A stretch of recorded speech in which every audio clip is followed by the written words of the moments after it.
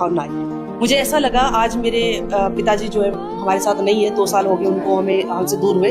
तो ऐसा लग रहा था जैसे कि वही है सामने, क्योंकि उनका जो बोलने का तरीका था वो सिर्फ ये था, बेटी के अलावा उनके मुंह से कुछ और शब्द नहीं निकले। वैसे अगर देखें तो हमारा प्रोफेशन पत्रकारिता का है, हम उनके लिए एक पत्रकार ही थे, लेकिन आए तो एक बार आते ही सिर्फ इतना जरूर कहा था, आओ जी पत्रकार महोदय कैसे हैं आप।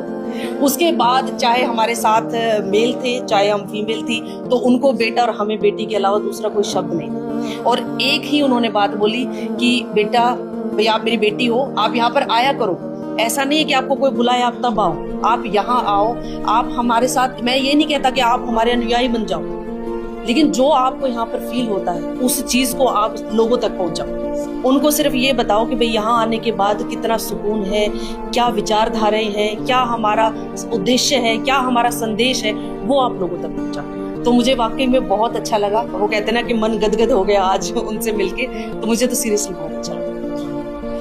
और ना मुझे ऐसा लगा आज मेरे पिताजी जो है हमारे साथ नहीं है, 2 साल हो गए उनको हमसे दूर हुए। तो ऐसा लग रहा था जैसे कि वही है सामने, क्योंकि उनका जो बोलने का तरीका था वो सिर्फ ये था, बेटी के अलावा उनके मुंह से कुछ और शब्द नहीं निकले। वैसे अगर देखें तो हमारा प्रोफेशन पत्रकारिता का है, हम उनके लिए एक पत्रकार ही थे, लेकिन आए तो एक बार आते ही सिर्फ इतना जरूर कहा था, आओ जी पत्रकार महोदय कैसे हैं आप।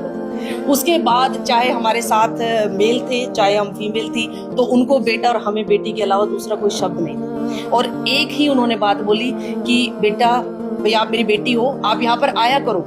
ऐसा नहीं है कि आपको कोई बुलाए आप तब आओ, आप यहाँ आओ, आप हमारे साथ। मैं ये नहीं कहता कि आप हमारे अनुयायी बन जाओ, लेकिन जो आपको यहाँ पर फील होता है उस चीज को आप लोगों तक पहुंचाओ।